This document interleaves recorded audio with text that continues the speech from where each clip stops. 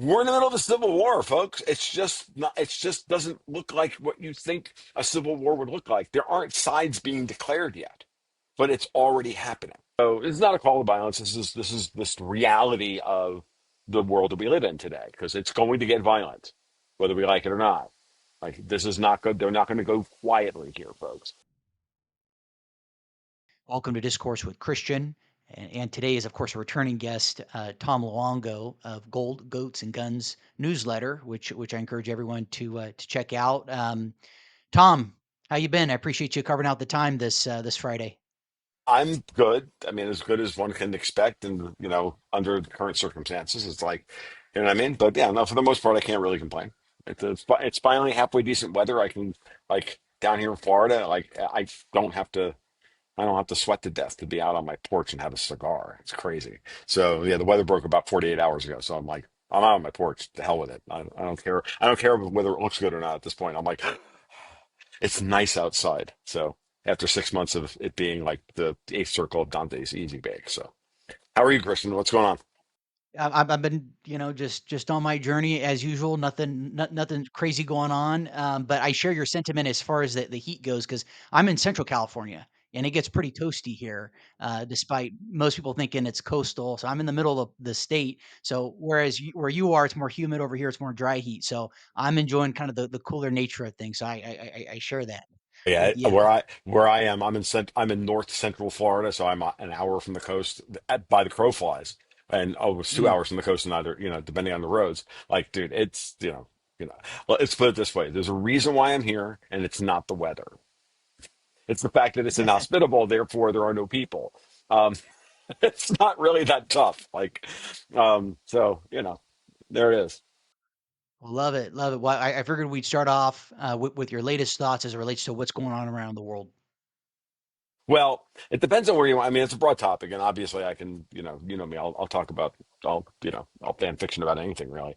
Um, It's funny that we scheduled this for 1 o'clock, and we're doing this on Friday, the 10th of October, and I was scrolling through my Twitter feed, waiting for 1 o'clock to roll around to log in, and I saw a tweet from Mike Johnson, Speaker Johnson, and he was talking about how he's heard word now. This is like right off the press, that they're not going to, the Democrats, that is, are not going to even consider voting against the shutdown, to end the shutdown, until after their October 18th No Kings rally, anti-government rallies around the country on the 18th. And I got caught. This was the part of the reason why I was late, a couple of minutes late to this. I'm like, oh my God, shit, I'm late for the thing, because I was in the middle of a big long tweet explaining what I think this is all about. I think it's very important that people understand that we're under a very, very, very sophisticated psychological operation being run by the British slash high table slash Davos slash whatever you want to call it. They have a very, very sophisticated strategy that they are pursuing. The shutdown makes absolutely no sense from a Democrat traditional one sigma, political perspective, but that's not what their goal is. They're going to take it, and they're going to take the opprobrium in the short term in order to try and derail anything that Trump is attempting to get done by the midterms, in order to try and steal the midterms. And if they can't steal the midterms, which I don't think they're going to be able to do, especially if we get all the redistricting and all the rest of it, all the things that are happening, if we get rid of the redistricting via the CRA and all of that stuff, that then the fallback plan to that, of course, is that they've set everything up to, split the country. And I'm not kidding. Um, and the first thought that everybody has when you say that is, well, we're the red states. We have all the guns. Like, okay, your terms are acceptable. We've been waiting to try and for you guys to, rise up to the point where we can start shooting you because you deserve it. Like, this is what we've been waiting for, right? That's been the standard kind of response on the right. And I mean, I deal with that whenever I talk to the blue collar middle class guys down here in North Florida. Whenever they find out what it is that I do, and we sit and chat, and I start talking about politics, they just stop me dead cold, and they go, "Okay, I don't care. I don't need to know anything else. Just when can we start shooting them?" Right? And so it's not a call to violence. This is this reality of the world that we live in today, because it's going to get violent, whether we like it or not. Like this is not good. They're not going to go quietly here, folks. Um, so, but that is not what we're dealing with because an armed insurrection strategy against the United States is doomed to fail. Okay. The state guards will not be able to go against the National Guards, even if they're coordinating openly with Antifa and the cartels and the Chinese triads and everything else. It's still not going to work, right? Because ultimately, these are all funding networks that can be lit up and shut down, and they have been getting shut down all year. And I'll get into that in just a minute. But just understand that a lot of what you're seeing, a lot of these clashes, the operations are very military in nature, which is to create an incident and force them into a reaction where they create a rent-a-mob, and then and but they have to pay for that rent a mob, right? In the phrase rent a mob is the how do you pay for the rent? And when that happens, you start seeing, you know, accounts light up and money move around that you hadn't seen before, and that's where you go, oh, that's where that stolen $50 million that went to, fund DEI, some stupid DEI slop in Wichita, Kansas went to. Oh, I understand. It was deposited in that bank to pay, and now it's paying that chapter of Portland Antifa. And then, of course, you get to start tracing that money, who deposited, who got it, who did this, who did that, and you're like, oh, well, it's Rico, and they're just taking notes all year long. And you light that stuff up, you squash it, you find out where the money came from, you shut the funding source down, right? And that's been going on all year. This is the long-winded way of getting around to their actual strategy is not to do armed insurrection, but only to LARP as if they're doing armed insurrection, right? They're not cosplaying, they're LARPing like they're armed insurrectionists. What they really want to do is, and it was given away by an article in The Guardian the other day by an American writing in The Guardian, of all things, and The Guardian in London is literally, hi, we're MI6, but we call ourselves The Guardian, right? It's like the Washington Post is the CIA's rag, and right, and all of that stuff, right? So that article in The Guardian the other day was very illuminating because it dovetailed with something that I saw the other day. A long time, subscriber, writer, listener, fan, whatever, sent me a DM on Twitter. This is part of the reason why my Twitter DMs are open because I get so much good information from people, you know, which is they sent me a map of the United States, one of those 270 to win maps, right? Where you can like predict that you can, create a map of what you think the electoral college vote's going to be in the next presidential election or whatever, right? But they did it not with the electoral votes overlaid, but which states have Democratic senators. And this is downstream of something I've been talking about with the patrons for a while now, which is that clearly Britain slash, again, the high table, Davos, whatever you want to call it, have been working out overtime to bind down to to to to landlock the United States, take away our advantage of being, bordered by two oceans. And how do you do that? Well, you put, you put domestic enemies in charge of the political systems of the areas where you're onshore. So this is an invasion. So you have to think of Washington, Oregon, and California as states at a government level, at an institutional level, not at a people level, an institutional level, have already seceded from the Union. Same thing goes for the Northeast. Same thing goes for Illinois. Same thing goes for soon to be like places like Kentucky and Arizona and Colorado. When you look at the map that way, and then you realize that they installed their boy himself, Mark Carney, to lock down the eastern half of Canada, you realize that all the major waterways of the United States, other than the Mississippi River and the ports south of Baltimore, none of which are very high traffic ports, other than now Port of Miami as um, because of what happened during COVID, right? Um, when you realize that the United States is now all of a sudden landlocked. You've got Mexico is in revolt to the south, or they're completely controlled by the cartels in the south. You've got Mark Carney controlling everything east of, I would say, Manitoba, basically the Great Lakes. So they've got the northern half of the Great Lakes River system. Now they ringed the rest of the St. Lawrence River system all the way out to all the way out to Chicago, and then all that's left is the Gulf of America and the Southeast, and they're not going to let Alberta leave, and they're not going to let Saskatchewan leave, and they own Vancouver, and blah blah blah blah blah. Right? I mean, you do the map from a geographic perspective, and you realize that this is what they're doing. The goal is not an armed insurrection. The goal is going to be, and the phrase "no kings" is your clue. The phrase "no kings" is your clue.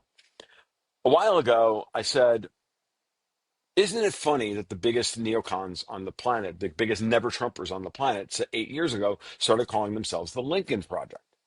What? What they say, they wanted to reestablish Abraham Lincoln's vision of America. Like, no, they're neoconservatives. They're exactly the opposite of what Lincoln did. Lincoln saved the Union. Neoconservatives want to turn this into globalist shitbags, right? So no, it really was a never Trump organization that was telling you flat out what they want to do: turn him into Lincoln and force a civil war. And if you look at the rhetoric, the Rick Wilsons and the rest of them associated with that project, pretty hard to argue with. So that's their insurrectionist strategy from the right. The right is saying, hey, we'll turn him into Lincoln and we'll force a civil war on him. Democrats today are saying no kings. We're not governed by a king. The restoration, in their minds, the restoration of the president fully in control of his Article 2 powers makes him a king. That's what they're doing. That's the communist playbook. Redefine the word king, redefine the word president as king, and redefine the strict constructionist, view of the Constitution, read of the Constitution, as fascist. That's what they're doing. And so they're going to use that, rhetorically speaking, to create a compact of states that are going to want to nullify um, federal law, or just be in opposition to federal law, which you're starting to see that with, that LARPing mob boss, J.B. Pritzker. I like to call him Jefferson Davis, by the way. In Illinois, same thing with Tina Kotek, same thing with Gavin Newsom. And you're going to see the same thing with Kathy Hochul in New York, and you're going to see the same thing from, whoever the feckless assholes are in places like Connecticut and Massachusetts and everything else. It's what you're going to see from these people. It's only going to accelerate from here. Okay? They have a strategy.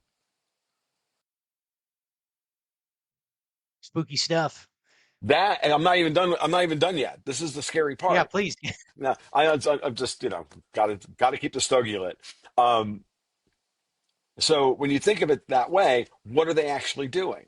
They're actually recreating this is what this article in the Guardian was saying. We have to recreate the very situation leading up to the American Revolution that the colonies engaged in to nullify the king. They want to turn him into King George III. That's why no kings is no fucking coincidence. It's not cheap cosplay. It's not cheap rhetoric. It's actually take them at their frickin' word. And then think about what they would do to turn Donald Trump into King George III while they're screaming that he's creamsicle Hitler the entire time. I don't know. Is he Lincoln? Is he creamsicle Hitler? Is he King George IV? Who the hell is this guy? Or is he just the Joker? But that's what the Joker's doing in the background. And that guy's name is Barack Obama. That guy's name is George Soros. And that guy's name is the King of England. And that. Right. So when you ask yourself when you ask me the question, like, what's going on? We're in the middle of a civil war, folks. It's just not, it just doesn't look like what you think a civil war would look like. There aren't sides being declared yet, but it's already happening. And so what's Trump doing to stop all this? Well, he's clearly poking the snake in Illinois to break up. He's poking the snake in Illinois. Why is he doing that? Well, because he knows that that's the termination of that trade route. He knows that if he can get the blue collar guys, the union guys in Chicago to stay on his side, or at least come further onto his side by cleaning up the streets of Chicago. He could actually almost win Illinois, or at the very least nullify their intention to steal. I mean, no one expects them to not steal Illinois, right? Uh, but it's to break it up, and then eventually leave Pritzker in a position where he is absolutely guilty of all the crimes that Trump is going to bring against him, and Trump's going to put him in freaking jail. He's going to walk right into right into the governor's mansion, and and that'll be the end of it, and it'll end. And then they're going to try and play, oh my God, what is he doing? He's melting down, and this country's falling apart. This country's not falling apart. We're getting rid of the freaking commies, right? Same thing's going to happen to Tina Kotek in Oregon. Why would you go after Oregon? Why? I mean, Portland's been a shithole for 30 years, run by, open communists and, you know, drug runners and everything else. Why would you do this? Well, again, in order to operate the strategy, states have to secede in a block. You can't do a patchwork. You can't you can't get the left coast to secede or to do this stuff with without Oregon. It's not going to work. Okay, it's not going to garner the kind of support they think it's going to support. It has to be this. We have an overwhelming amount of support in the places. See, we control these states, we control these cities, we control this amount of the population, and we say no kings. We say this. We say Donald Trump is creamsicle Hitler and all this bullshit. And they're trying to define it that way. And what's Trump doing? He's like, I'm going to break up your block there. I'm going to break up your block there. Why did he move Space Command out of Colorado? I just answer everything I just said answers that question. Moves it to Auburn, Alabama, or to not the Auburn, where none of that place is in Alabama, Huntsville, Alabama. Why? Highest concentration of smart white guys in the country. That's why. No lie, folks. No lie. Those are the guys that sent us to the moon. Those are the guys that that like that's where it is. Like he's not.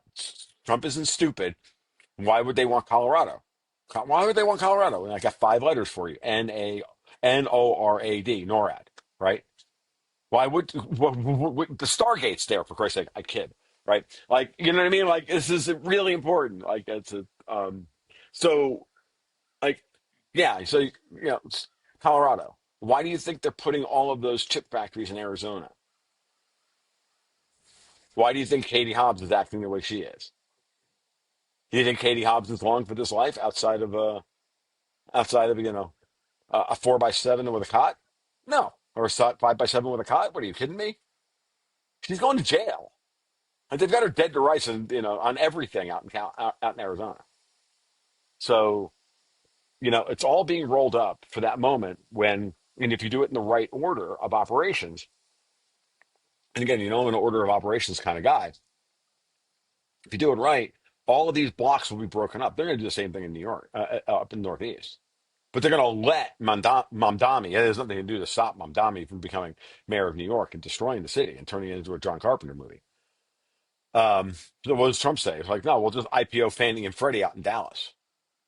And we'll just shift, which is, something Dexter White and I have been talking about for years. And we were like 4 years ago, we were saying, oh yeah, the financial center of the United States moved from the United States to either Dallas or Miami. They're fighting amongst themselves for it. I think you're going to wind up being a split process, right?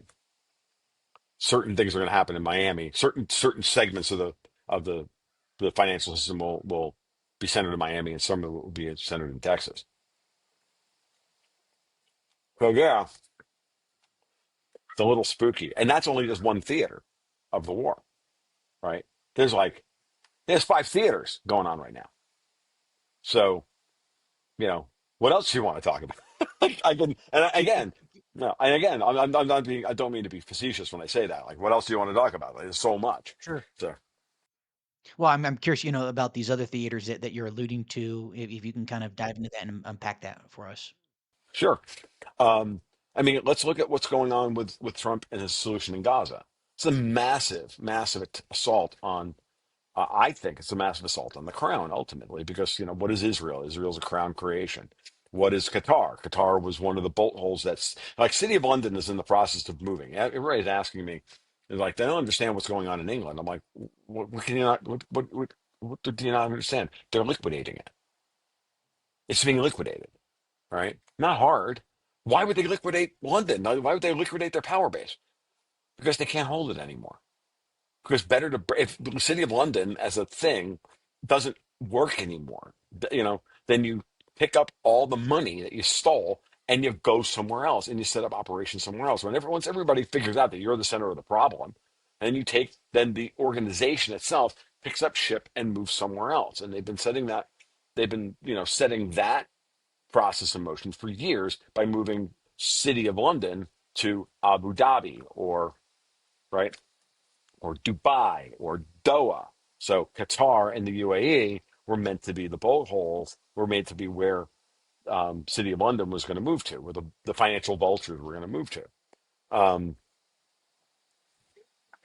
all the same parallel systems that were, all the systems that were in place before in London are there now. Gold trading, gold futures, oil trading, all the important shit, right? Metals trading, right? It's the Middle East. It's 40% of the world's oil transports across, around that region. They're actually literally just becoming, you know, like honest about what is actually important to them, which is controlling all the maritime sea routes around the Arabian Peninsula, because that's the heart of Mackinder Heartland theory, geographic, um, geopolitical theory. Like, how do you control the world island? Well, you control the maritime sea routes around it.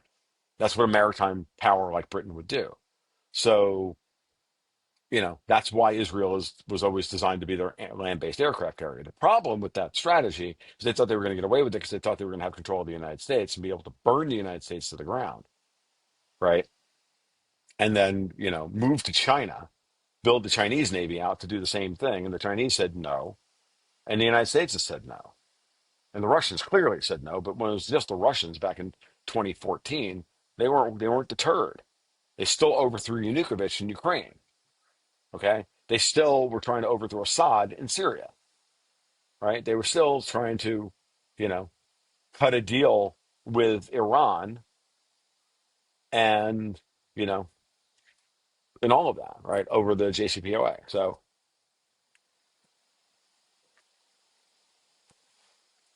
So Trump's solution for Gaza, while, the most low, I wouldn't say IQ, but low information takes on his position, on what he's doing in Gaza, is a reflection of their hatred of Donald Trump and their misunderstanding of what Donald Trump is trying to do. And remember, everybody has this view of Donald Trump that is, for the most part, not real. Now, he goes out of his way to encourage people to have the wrong opinion about it, right? The wrong perception of who he is and what motivates him.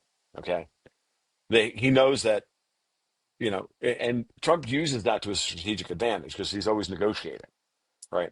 You keep people off balance. Now, sometimes he does it so much because it comes so easily to him that he forgets sometimes that it actually works against him in other venues. So you have a situation like, for example, what's going on with Gaza, and what's the first thing his opponents want to say that he's doing? Like, he wants to turn it into, Trump powers, and so he can make money and he can be, like he's like and he honestly, he looked at that and he's like, that's the dumbest thing imaginable. Have you ever been to Gaza? He's like, it's going to take 15 years to pick up the rubble and rebuild the plumbing network, no less build a friggin' resort. What, are you kidding me?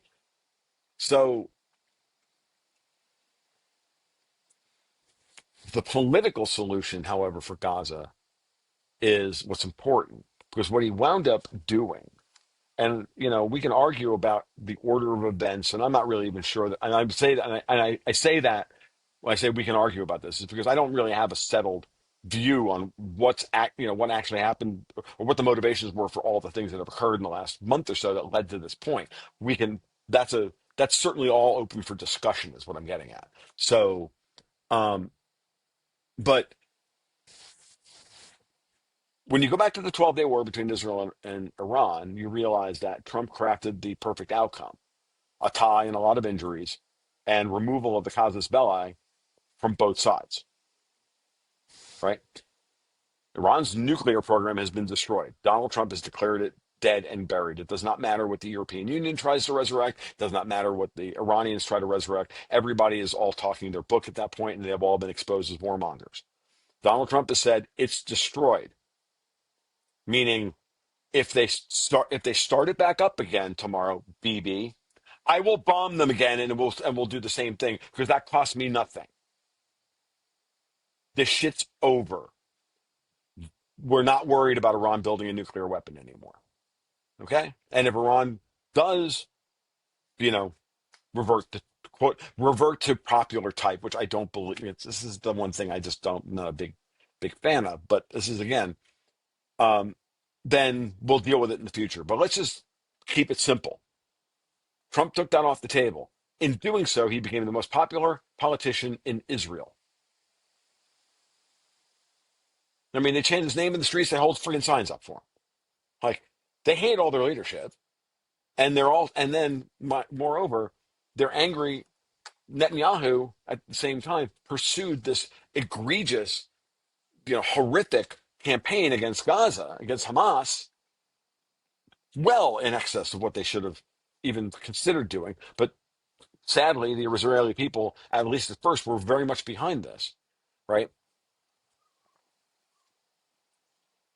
But Netanyahu isn't closing the deal. He's not delivering the goods. Hamas is getting a deal when Bibi said he would wipe them out, all of them, right? On the same front, when you go back to it, and this is what most people I don't think fully appreciate, and I'm riffing off my friend Alex Craner on this, that what Alex has always said was that that 10-7 was pulled off by the Qatar British backed wing of Hamas. That's one why it was so brutal and over the top, because it was designed to get exactly the response that it got.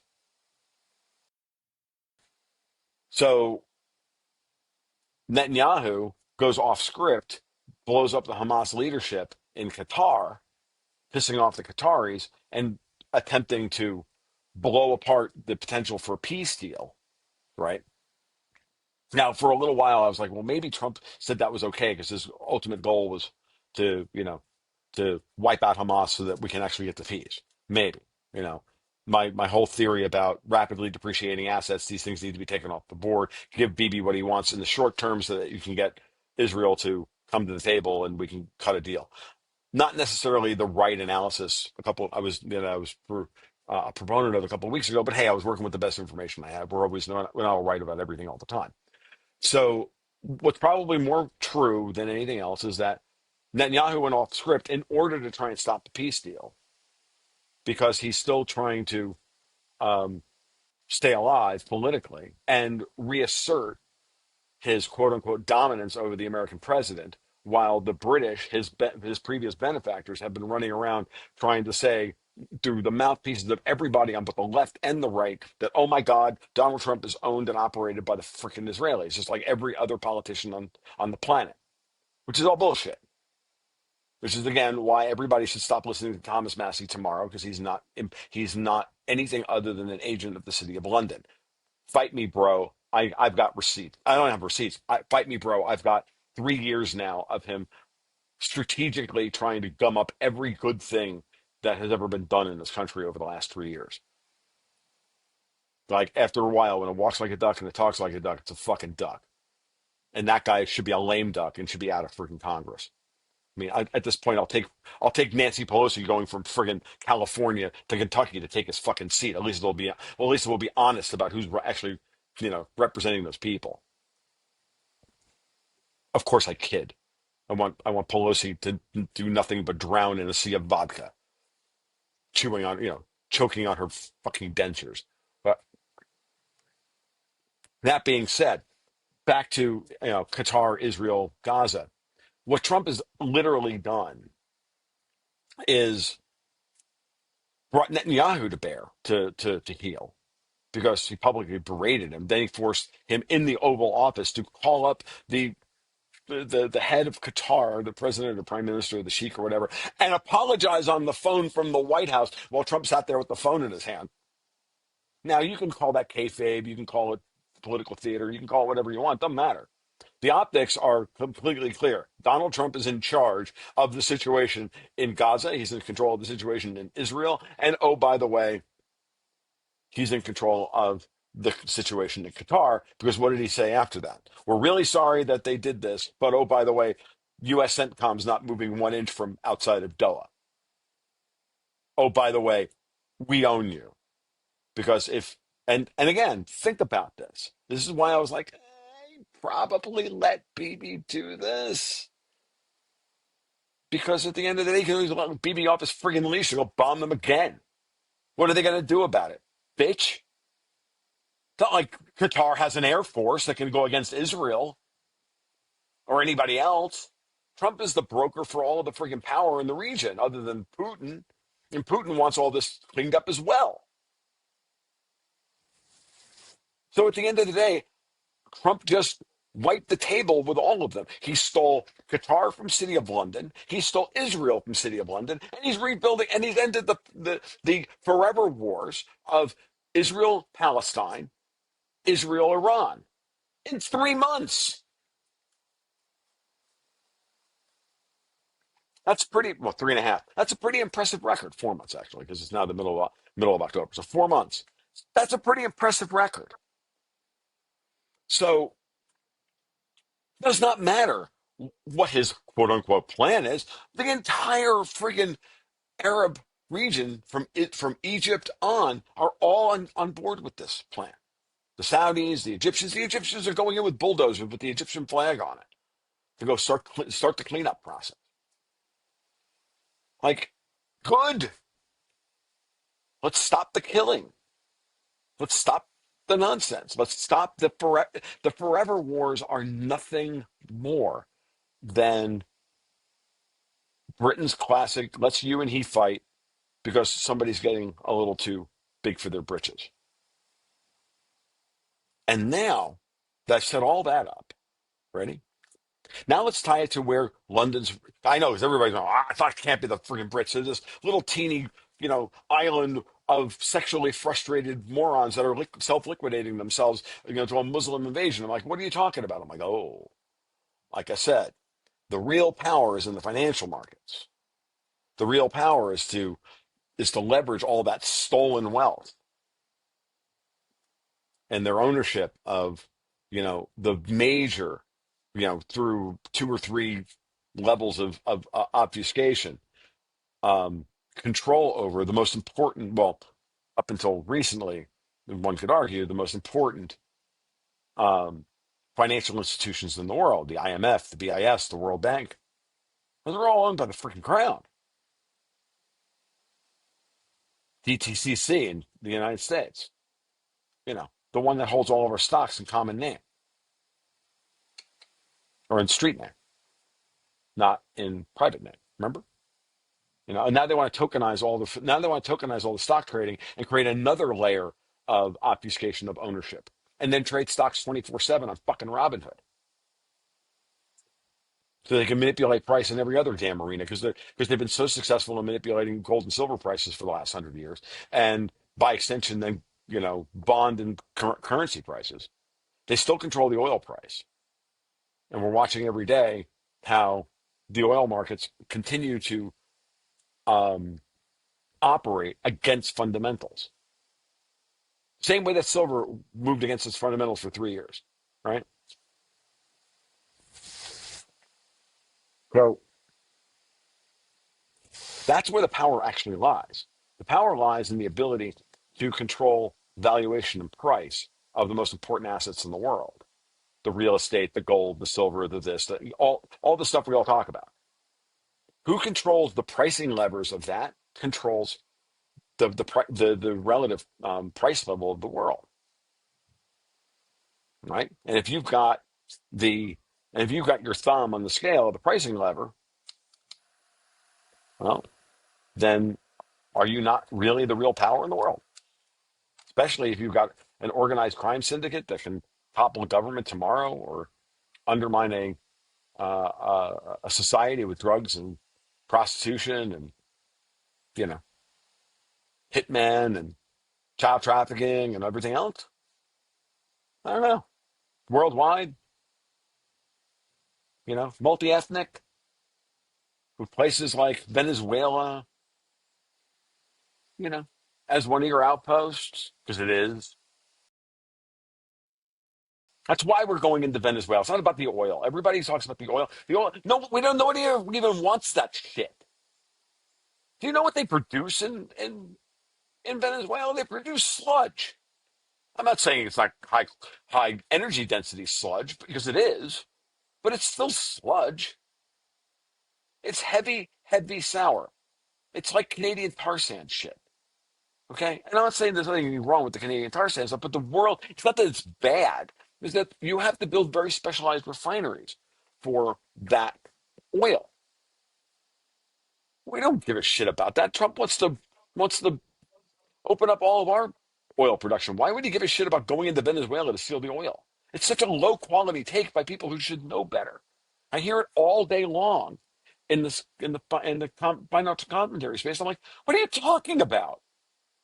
Like, who wants that shit? Like the Citgo refineries on the Gulf Coast were the ones that were built in order to process all that oil. They've all been retooled. And when Maduro first came to power, they all got retooled. You know whose oil we pumped through those refineries? Russia's, because Russian Urals is a good, medium heavy sour grade, and it's the Saudis have some as well. Like everybody's got some, so that we just blended all that shit there and threw it in there.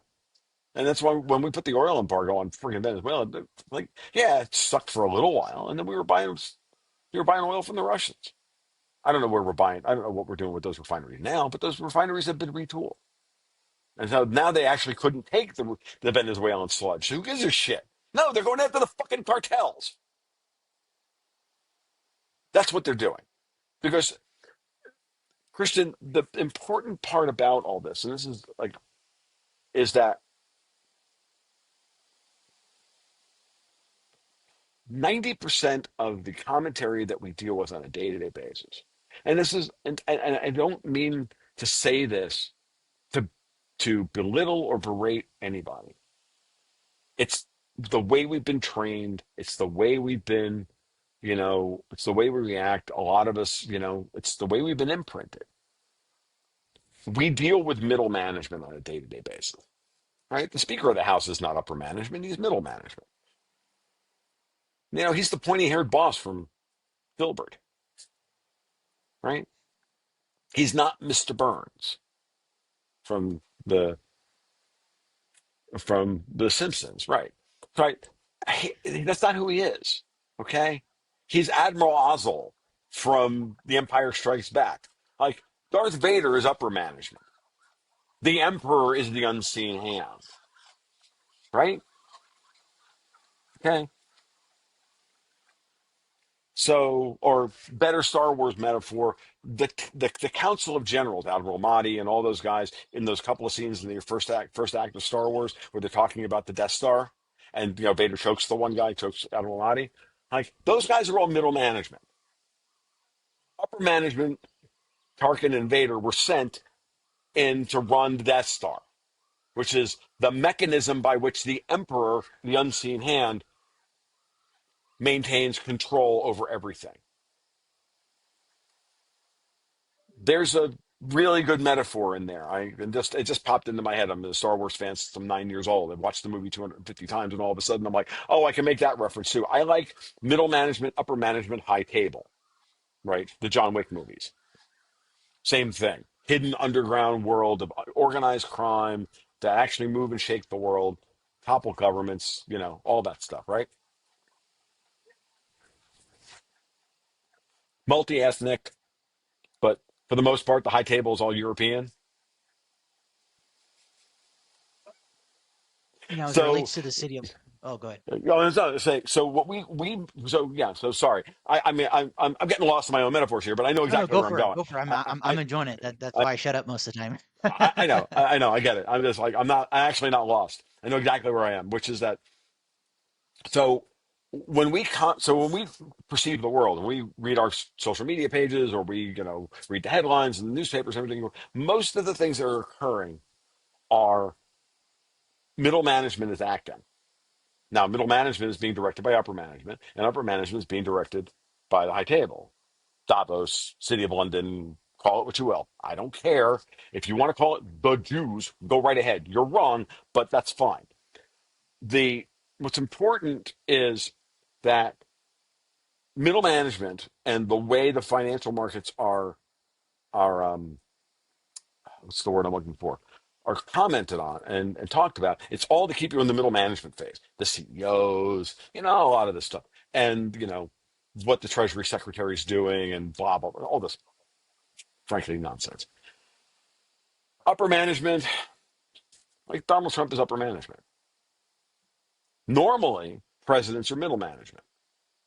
That's the that's the level up. Understand that Trump understands that he's upper management because he's operating by taking out middle management. So what Trump is doing is he's systematically taking out middle management while because they're the guys that implement the orders from upper management, who of course are the consiglières and the enforcers of the strategy of whatever the high table's moves are. So the high table is trying to destroy the United States. Guys like George Soros and Bill Gates and all the rest of them, Klaus Schwab and those guys. And I don't even think Schwab's been excommunicated from the upper management level, and they've moved. And Larry Fink moved from middle management to upper management, right? So those guys are all upper management, and they're operating their thing. What's Trump doing? He's going after all of them at the same time. His goal is to take out the high table. He's John Wick.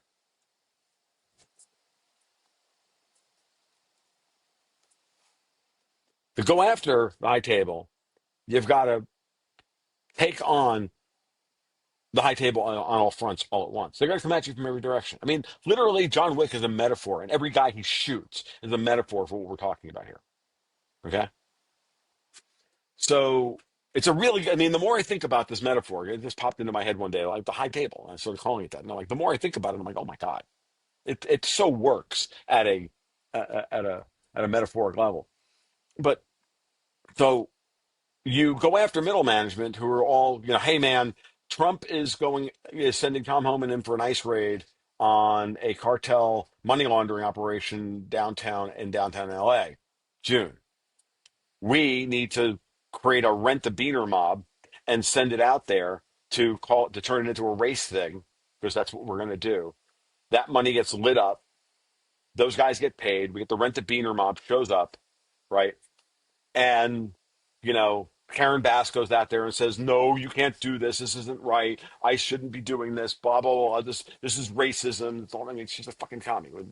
Why should anybody believe a word that comes out of her mouth? Same thing with Gavin Newsom, blah, blah, blah, blah, blah. But Trump did this knowing full well, and his team knew full well that by poking the snake this way, especially going after the cartels are upper management, right?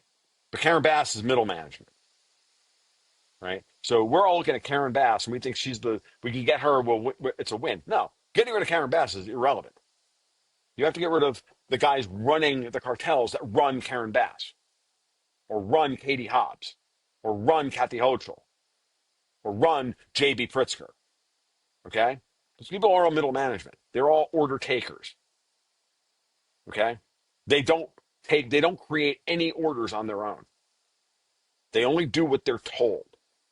They may be fellow travelers. They may be true believers like Karen Bass, whatever. They may be, but that's where it is. And at this point in time, we're finding out who's loyal to the high table more than they're loyal to anybody else. My friend Ian Burlingame likes to talk about loyalty tests. We're finding out who's loyal to Donald Trump by him sending people out there to take friggin' cover fire like Pam Bondi about a variety of shit. Well, the high table is checking everybody's loyalty creds now as well. And so that's what the LA riots were. The um, the money gets lit up. The accounts get siphoned off, get shut off. The money gets, you know, notated, and I mean, Trump's just sitting there waiting. And he waits less than 24 hours for their response. He's like, "No, I'm nationalizing the California Guard. I'm sending the National Guard in. And if that's not enough, I'm sending in the fucking Marines. Boom, done. It's over in a week. It was meant to be a big friggin' thing that was going to go on for a month. They were going to burn down half of LA, turn a 4 block area into the spaz. I don't know, whatever you want to call it, right? So, and it didn't work because, as I wrote in the newsletter that month, is it's almost like he and Putin talk on a regular basis. Because how do you think Putin has stopped the color revolution operations in so many places? He lost the one in Ukraine, but he won so many other ones, including the one that last week that happened in the Republic of Georgia, right? Not the not not Hotlanta. So that's an example of Trump isolating middle management, neutralizing middle management because you now know who they are, and now you've got them like dead to fucking rights. That you Karen Bass can go to jail tomorrow, but rolling up Karen Bass means nothing. Stopping the flow of money into L.A., or at least some portion of it, and letting everybody know, oh, by the way, we're now taking on a multi-pronged assault against organized crime and the drug trade around the freaking world and the child trafficking trade around the world, and we have a plan. And you can't stop us because we have the strongest military in the world, and it is now the Department of War. And the Department of War is zero fucks given. We can prove, even somewhat prove, you guys are bringing this shit into the United States in order to fund your $1 trillion a year war against us to destroy us. Fuck you, your enemy combatants, you're all going to die. That's why Hegseth went out the other day, like Patton, and did the Patton speech and said it's time for everybody to start doing push-ups. A lot of push-ups. Because we're going to make a lot of, 300 blackout or whatever it is they're using in the M4 platform right now. Like, yeah, that's what's coming. So, and all those guns will be coated with my nickel boron, by the way, which makes me happy. Um, it's like there's a little symmetry in this life, right? Um, Yeah. no, seriously, like the gun industry uses, they use the nickel boron that I helped perfect a while ago. It's now off patent, so like everybody's doing it. But and we had the military contract when I was there. We had we had SOCOM as one of the clients, field testing the coding in like Iraq and Afghanistan. Like I know my coding works. Those guys were raving about the the the the nickel boron on their M4s. Like they could go out in the desert and the things would never jam, and they didn't have to clean them. Like shit's amazing. Like from that perspective, and it's all the wear parts. And the guns just fire, and they're more accurate, higher pressure. Like shifted the entire triangle. Like or they made the entire triangle of pressure, velocity, and accuracy tighter. Like for the entire fucking platform for the entire Marine Corps and Special Forces. I'm like, fair enough. Um, so you asked the lay of the land. That's kind of where we are, and the last venue that we haven't talked about, and we're at 48 minutes, so I got about 10 minutes left, and then we'll do the thing, which is it's all happening what's happening in the financial markets. Same thing that's happening everywhere else is happening in the financial markets. I just published a podcast yesterday with my good friend Vince Lanci, which we did on Wednesday, right as literally as we were doing the podcast, the backwardation in silver showed up. I don't know if you saw what's going on in the silver market. Silver should not be in backwardation; it should be in contango by about 20 cents. Front month contract should be trading about 20 cents, um, you know, um, under spot or the other way around, over spot, right? Because that's the cost to carry for 30 days. So, but we're not in that situation. We're at spot prices now. This today on Wednesday, we recorded the podcast was like 40 cents. Today, it's like $2.50. So the silver market is now in backwardation for all intents and purposes out a year, meaning People are asking for silver today, and the market can't produce it at that price for a year. And they're willing to pay an outrageous amount of money, $50 an ounce, to get it. Meanwhile, those that have been short silver all this time are caught in a time mismatch because there's no silver for them to deliver. So in order for them to source the silver into the to the market, they're having to pay they lose $2.53 an ounce. Now, whose ox is that goring? Now the standard low, not again low information take or low nuance take. Oh, JP Morgan's in trouble. Blah, blah, blah, fucking New York banksters. They always screw in the no, JP Morgan when the market was the market, JP Morgan made a market in silver. JP Morgan is not stopping the gold price, the silver price from going higher. Not anymore. They don't give a shit. They're just the broker in the middle. They're effectively the broker in between.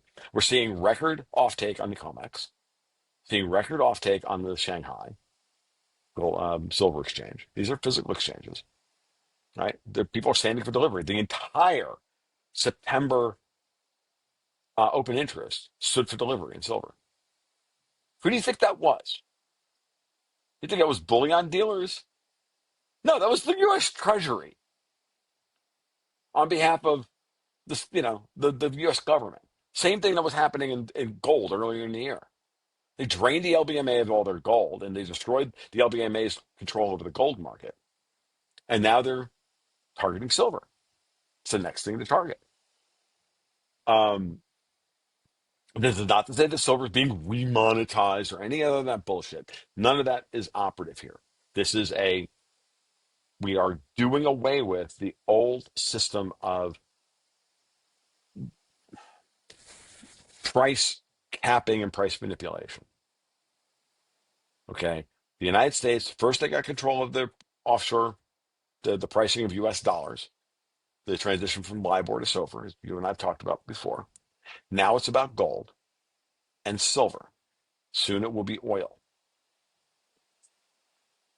And Vince and I take 2 hours or an hour and 40 minutes to go through the mechanics of what's going on and how it's a sea change in the way silver is being perceived by the market. Not just that this is not a temporary thing that's happening. The the backwardation may wind up being temporary. It may last for a month or 2 months or 3 months, probably last till the end of the year, if Vince is correct about the term structure. Um, and I absolutely recommend you chat with Vince about any and all of this stuff. He's fucking brilliant, this guy. Um, so glad that he's also one of the really smart and bright and brilliant Italians in this field. It just swells my heart with pride because I can sit there and laugh at all the Frenchmen and all the Germans, and it makes me happy. Um, uh, Sorry, you know, if I'm racist, I'm racist. I don't give a damn anymore. I just don't care. If you're gonna call me a racist, I might as well just like lean in and take one or two for the team. So the what's important here is that all obnoxious digressions aside, what's important is that um, silver is in the process of this whole silver trade is in the process of changing fundamentally. No longer, I think the best takeaway, this is what Vince put in my head the other day, and I know, and I thank him for it profusely, which is that, he sees it from a trader's perspective. When you're a long gold, if you wanted to be long the pure monetary play because of geopolitical stuff, you went long gold, but you didn't go long silver. You shorted silver. You shorted silver because it's the tweener metal. It's both got monetary character and industrial character, and it also doesn't have very much in the way of primary production, even though it's a very important industrial metal. And so, because most of the silver in the world that's produced on an annualized basis that actually moves borders and would wind up on futures exchanges to be traded is a byproduct of other mining, gold mining, moly mining, copper mining, zinc mining, or whatever. It's not. There are very few pure silver plays out there. I mean, go look at the list of pure silver stocks out there. There aren't that many. There's a handful. We can all name them off: Hecla, Coeur d'Alene, Endeavor, Pan American. I mean, a few others. Right? That's it. five, six, seven, maybe seven, maybe eight, eight companies. And I'm missing a couple off the top of my head. Fortuna Miners, Fortuna Silver. I can by the time you're done, there's like less than 10, right? Meanwhile, there's how many hundreds of gold miners out there? How many big industrial metals miners out there? Iron ore, copper, whatnot. And we know copper's in friggin' supply deficit as well, right? So if you're long the metal on, so this is the traditional trade. And the LBMA used this against everybody by saying, look, we can make a market in silver. You want to be long gold but short silver? Fine, we can source that silver for you. We can borrow from this guy and lend it out over, and they just played the term game.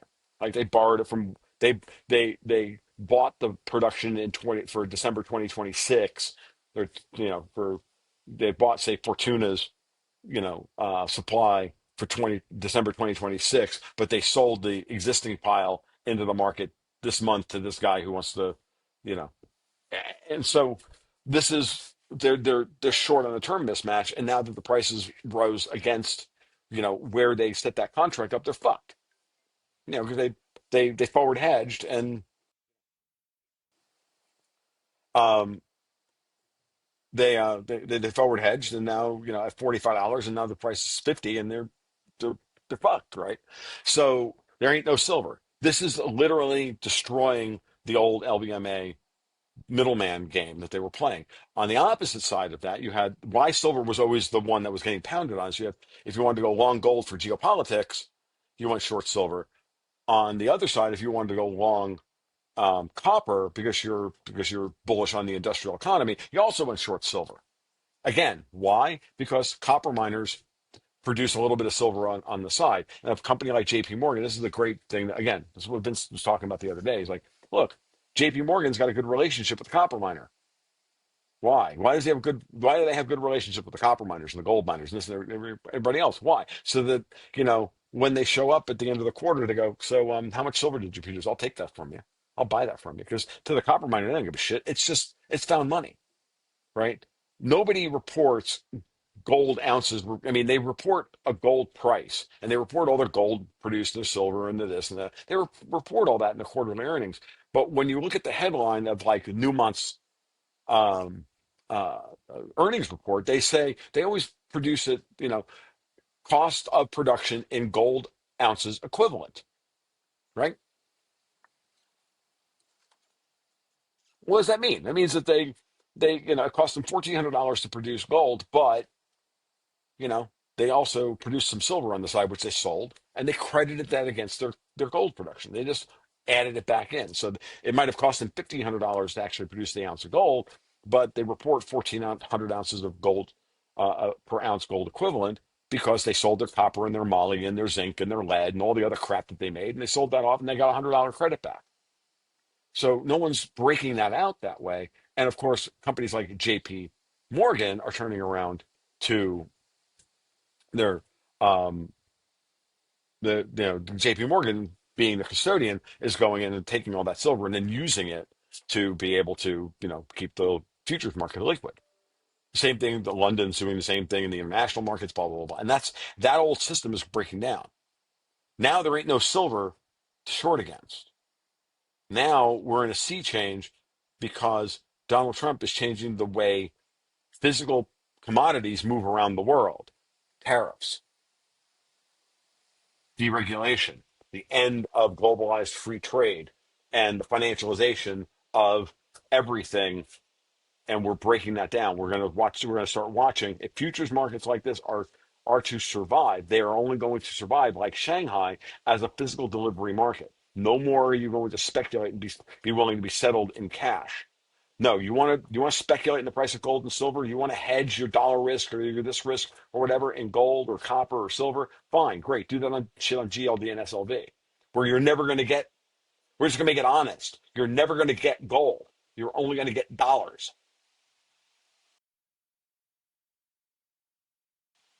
That's the market that's practically here. Vince and I have been talking about this stuff for 3 years. We first identified this potential happening 3 years ago. We did a podcast called, it was episode 154 of Gold, Goats, and Guns. Gold is the new black. And I encourage everybody to listen to that one as well. Not even necessarily for me. Like again, Vince was on it. Then we, did it in real time. Then we did this, did the thing in real time. Like this is important to understand what's going on and why when you put all these things together, you realize that someone's running that operation because there was no reason for the silver market to fundamentally change unless somebody wanted the silver market to fundamentally change. Meaning they knew Trump and Bessent and everybody else and probably Powell, because they probably all sat around and talked about it. Like, if we do this, this, and this, it's going to upset. It's going to, create it's going to create an opportunity. Scott's going to create an opportunity for you to go, you know, beat those limey fucks over it and get us all a bunch of gold that we need and get all our gold back and get everything else that's all been leased out. We got to get that done. It'd be the greatest thing ever. And then, Powell's over in the corner going, okay, just leave me the fuck out of it. And that's good because we need more collateral on the balance sheet because we're our balance sheet, the Fed's still too big. So is at some point, you might want to revalue gold if you need to, so that you know, we can have a a less leveraged Fed balance sheet. And that I think is also part of the process. We may have to have a conversation about that in the future. But that's where I think we are, Christian. And it's all tied together. All of these venues, all of these fronts or um, um, idioms or whatever you want to call them, um, theaters of war are all tied to each other. The domestic stuff, the geopolitical stuff, the financial stuff, the cultural stuff, it's all tied together in one big web. And I'm pretty confident saying I understand that Trump understands what the goal is, and he's got right people in the right places to execute in every one of these places. So Hegseth at War, Bill Pulte at FHFA to deal with the Fannie and Freddie IPO, which is another. I didn't even get into that. We're out of time. Which is the whole housing thing. Like all of this, and best in the Treasury. Um, you know, e- Even though Trump will never admit this publicly, Powell at the Fed, blah blah blah blah blah. All of these are all the right people. Tulsi Gabbard at the NI, yada yada yada. So, but trust me, but I don't even say trust me. I think this is the way I see the world right now, and subject to change in 2 weeks. But it looks more. This looks so much more resolved in terms of the picture of the battlefield, right? Than frankly I've ever had before. And just and by constantly pulling on the one string, that City of London string, it's paid so many dividends. Now it may not be completely explanatory, and I may have gone overboard, and I'm perfectly willing to do that and then correct later. But that's where I think we are. Well, Tom, I appreciate you, you know, distilling your thoughts as it relates to what's going on. How can people learn more about you and get in touch with you? Sure. As always, you can follow me on Twitter at TFL1728. And I promise not to be mean if you're not mean. How's that? I give what I get. And Patreon / Gold Goats and Guns, where we do the market reports and the monthly newsletter, where Dexter White and I try to, stay ahead of the curve. And we joke internally all the time that we should just change our tagline to tomorrow's zeitgeist today, because we say X, and then like a week later it like fucking happens, and they're like, and we both kind of look at each other and go, how does that happen? But it is what it is. Like, one of these days we're going to be, one of these days the world is going to shift in such a way that the imprinting and the process that we use to analyze this world will be invalid. And then we're going to be like, oh, uh, I don't know. You're going to like call me up one day and I'm going to like, Tom, what's going on in the world? Fuck if I know.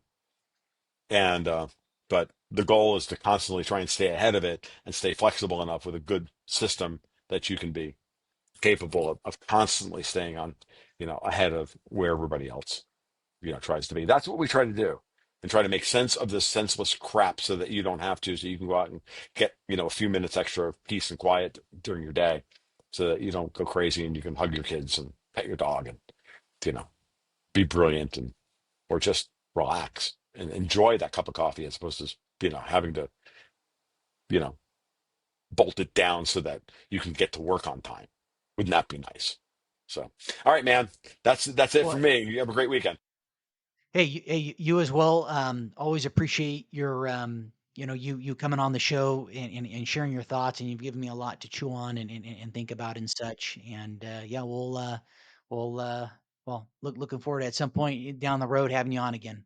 Absolutely. I'll try and not like screw it up like we did last week. No, Because not at we were all, supposed to not at we were all. literally supposed to do this last week, and I like, oh shit.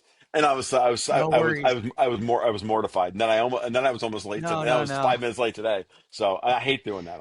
no, I'm no. one of these people You know, that if I'm 10 minutes early, I'm late. So it is what it is. well, So I did that with one person. I won't mention the person's name, but I think I've done maybe 110 episodes so far. But one time I totally forgot, and I'm like, okay, I'm writing it down in the planner in digital, so don't ever, no, not at all. Always great to have you on, and it means a lot, and I'm expanding my levels of awareness.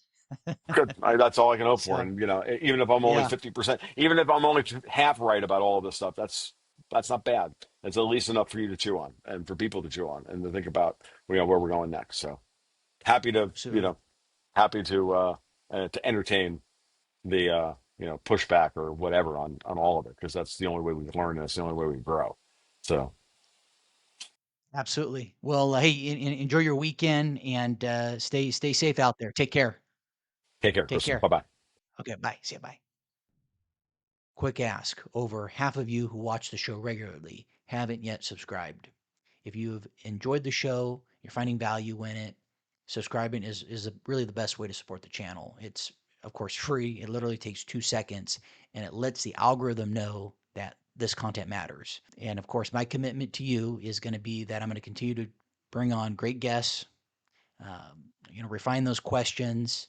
And of course, I'm always receptive to your feedback. If there's certain people that you'd like to have on, or certain questions, or this, that, and the other that you'd like to have as part of the show going forward, things of that nature, please let me know. I'm pretty easy to access. Anyhow, that's my commitment to you. If you can subscribe, that would mean a lot. Thanks.